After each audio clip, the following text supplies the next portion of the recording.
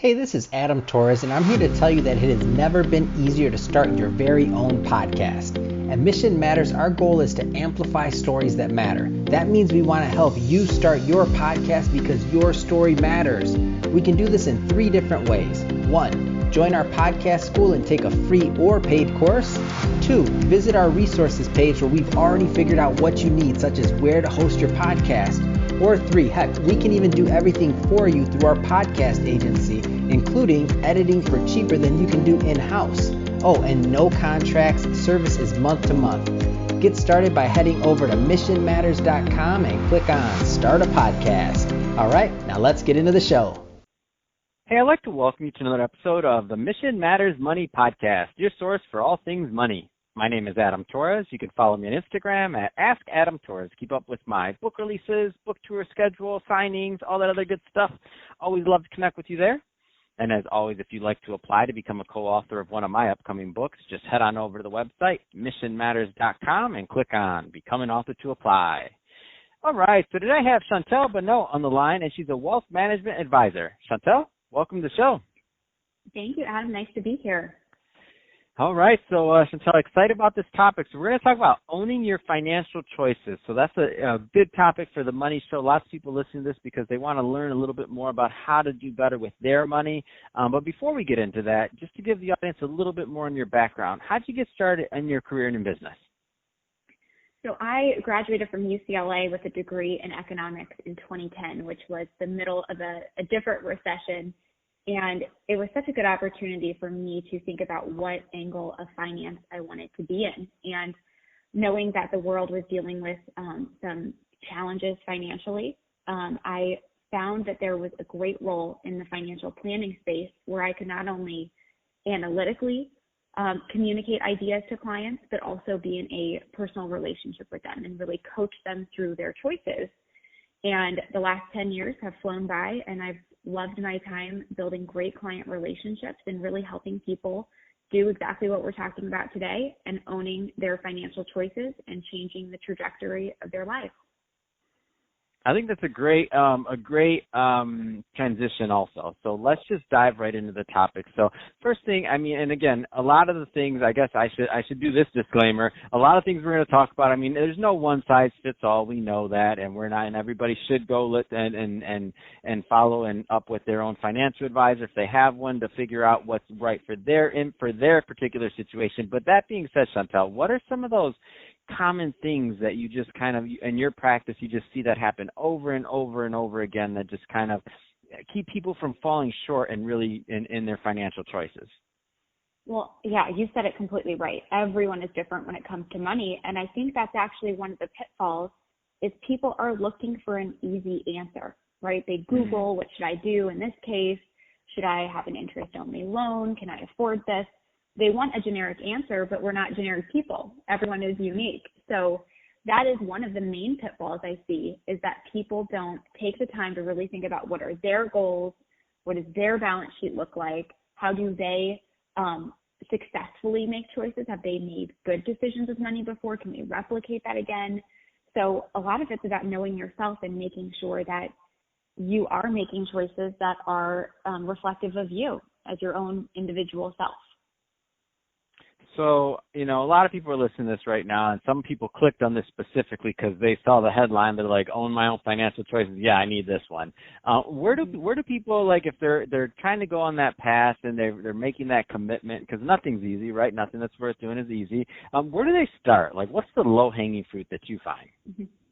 So there's 4 things that I think are imperative when it comes to financial planning or financial progress. And this really transcends from someone in college or getting right out of school in their first job all the way up to someone in retirement, preparing for retirement. So first and foremost, it's important to know the score, just to even know what's going on, how much comes in, how much goes out, aka cash flow. Do you have a certain amount in your savings account? Is your house worth a certain amount of money? Just roughly knowing what you even have to work with, because all your decisions are going to really come from that. Secondly, you have to have goals. So what is all of this for, right? Nobody wants to die with a pile of money. Usually we have financial goals to help us achieve things that are important to us, like buying a house or sending your kids to school, going on a trip, just peace of mind, whatever that is, as tiny or insignificant as it is, like having enough money to go out on a special date once a month, all the way up to, buying your third home in Aspen for retirement, whatever it is, knowing your goals so that you're clear on what you're working toward and you can connect the dots there. The third thing is you have to build habits. And this is so important. And just from my time and meeting with so many different clients, the thing that I see with all of the really successful people is that they've set up their environment to make it hard to make a bad choice, right? They automatically send money away, or if they have an advisor, they meet with them 2 or 3 times a year so that they're forced to look at what's going on. So build some good habits. And then lastly, just follow through, right? If you say you're going to save a certain amount every month, just do it. If you say you're going to check in on your budget every month, just do it. Make sure that you actually follow through so that you have a chance to make those goals a reality. That's awesome. So where do you find, so let's go to that, let's go to somebody some of those things that you mentioned, again, those were for just leaving college. Let's go to the people that are playing maybe a little bit more on the catch-up side of things. So they're further along in their career. Maybe they're, heading to their 50s, or they're thinking now, starting to say, hey, you know what? Time flew. We accumulated these assets. We don't know if they're doing what they're supposed to be doing. I just know that we have them, and now I don't want to work forever. Like, what should I do now? Like, what do you do with that? What should that kind of person be thinking about? Yeah, so there's a Chinese proverb I love, and I might not get this completely right, but it's something like this, which says, if you need shade, what was the best day to plant a tree? And the answer is 20 years ago. The second best day to do it is today, right? So it's easy to be 40 or 50 or 55 and say, oh my gosh, I know I have not saved what I needed to save. If only I could go back, it's just been hard. I've been dealt a bad hand. All of those things that might be accurate, but there's really no point in lamenting the past. It's about, what can I do to get myself on the best possible path, number one. And number two, it's not about perfection always, it's about progress. So getting to retirement with $10,000 in your 401k is not ideal, right? If you really needed $2 million, that would be great. But getting $700,000 is a lot better than 10. So I think that's something that's really important for people, is to take inventory and say, what am I willing to change and do to get myself as close to my goals as possible? And I think so many people are afraid of pulling their head out of the sand, because then they're going to realize how far they are behind, and that's not productive. So I would just encourage people that all of those tiny choices really do add up. And it's better to start making some progress versus delaying longer and longer. Let's address now for a moment those that are already in that distribution phase, that they're already retired, and now they're thinking about, I'm retired, I have these assets, I don't know if they're doing what they're supposed to be doing still. I know I'm now taking money out, and maybe this is even scary because I've spent my whole life accumulating, and now this idea of spending is kind of a hard thing to do from your retirement, to think about it. Like, am I going to outlive my money? Am I going to outlast this? It's a tricky thing. Let's talk to them for a moment. What should they be thinking about? So it is, you're so right. Everyone focuses, and so much of news articles and media focuses on people in that accumulation phase, right? Which frankly is a little bit of strategy, but it's a lot of just work, saving, right? That decumulation, the spending down phase, is where there is a lot of strategy and sophistication that comes in. So number one, treat it that way, right? If you have assets, let's get it right, because there's not a lot of room for error at this point. Number two, you have to really take into consideration things like taxation and market risk, and how much of your resources are fixed versus variable. How will your needs change as you get older, and so many unknowns like medical costs, things like that really weigh, I think, on retired people's minds. All of that needs to be considered. So if you haven't thought, getting an advisor, it might be the time to do that, even though I know some people are like, well, I've made it so far, I've done a good job. They want to see it through, but it can be helpful to get a second opinion there if you feel that you need it.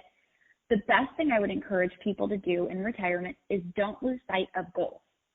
I think a lot of people mentally think, well, this is it. Now I just have to live off of this.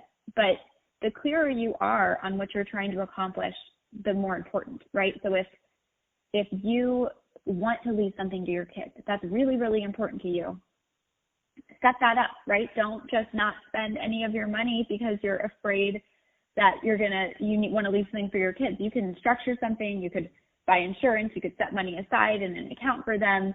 There's things you could do to give you that peace of mind that your goals are accomplished. Or if you are fearful that you will outlive your money, which so many people, it's a big reality, it can be helpful to run analysis and see what are the likelihood, when does the money run out? Are there changes you can make in the interim? Can you lock in more guaranteed income? Can you make sure your investment portfolio is not correlated to certain market swings like what we just experienced? So that is such a big opportunity that I always want people to remember that, in retirement, there is a lot of work to do, and it might seem like an undertaking, but I would encourage people that it's worthwhile work to figure out your financial plan if it helps you feel really confident about the next, 10, 20, 30, 40 years, however long you get to have in retirement. That's awesome. So Chantel, if somebody's listening to this and they want to learn more and to connect with you and your team and learn more about what you're doing as a wealth management advisor, so two-part question. Part one, what's the right type of client and or organization that's typically a good fit to work with you and your team? And part two, what's the best way for them to reach out and to connect? Yeah, so first of all, I'm a certified financial planner and have a couple other designations. So I really love working with people that have some complexity and really need help pulling an entire plan together. I like to look through the lens of cash flow, taxation, risk management, investment philosophy. So it's helpful if people really need someone to maybe be that head coach, right, so that they can go be the quarterback and enjoying the game, right? They need someone handling the logistics.